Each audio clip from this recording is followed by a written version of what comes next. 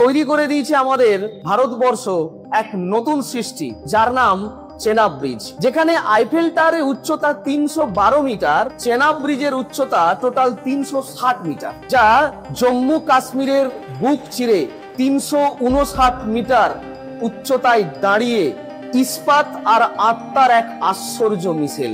এই ব্রিজটির টোটাল দৈর্ঘ্য 1315 মিটার। তারপর এই ব্রিজে টোটাল স্টিল ইউজ হয়েছে প্রায় 30,000 টন।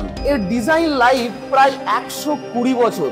200 কিলোমিটার পার আওয়ারে যদি ঝড়ও হয়, এই ব্রিজের কিচ্ছু হবে না। -20 ডিগ্রি টেম্পারেচার, এর তুষার ঝড়ও যদি হয় তাও কিছু হবে না। +50 ডিগ্রি টেম্পারেচার থাকে, তাতেও এই ব্রিজের কিচ্ছু হবে না।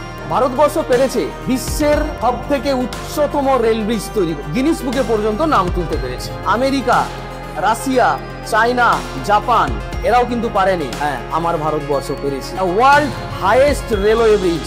এই ব্রিজটি তৈরি হয়েছে সম্পূর্ণ ভারতীয় প্রযুক্তিতে, make in India and made in India. কাশ্মীরকে স্বর্গ বলা হয়, কিন্তু সেই স্বর্গে পৌঁছানো ছিলই খুব কঠিন। আর এই সত্যি এই চেনাব ব্রিজের জন্ম হয়েছিল সেই স্বর্গে পৌঁছানোর তাগিদ থেকে। স্কুল, হাসপাতাল, আমাদের কাশ্মীরি আপেল এবং সেনাবাহিনী সব যেন পৌঁছতে পারে দূরের পাহাড় পেরিয়ে। ইন্ডিয়ান রেলওয়ে সেই অসম্ভবকে সম্ভব করার স্বপ্ন দেখেছিল, আজ সে সত্যিই স্বপ্ন পূরণ হয়েছে। ল্যান্ডস্লাইড, 260 কিমি পার আওয়ার বেগের বাতাস, ভূমিকম্প, আতঙ্কবাদী হামলা সবকিছুকে জয় করে দাঁড়িয়ে আছে এই চেনাব ব্রিজ। তো এই ব্রিজটা তৈরি করতে খরচা হয়েছে 1486 কোটি টাকা। উদমপুর, শ্রীনগর, বারামুলা টোটাল বাজেট 35,000 কোটি টাকা। কাশ্মীরি আপেলের বাজার পৌঁছেছে 6,000 কোটি টাকায়। 15% ট্যুরিজম বেড়েছে, 3 লাখেরও বেশি মানুষ কাজ পেয়েছে।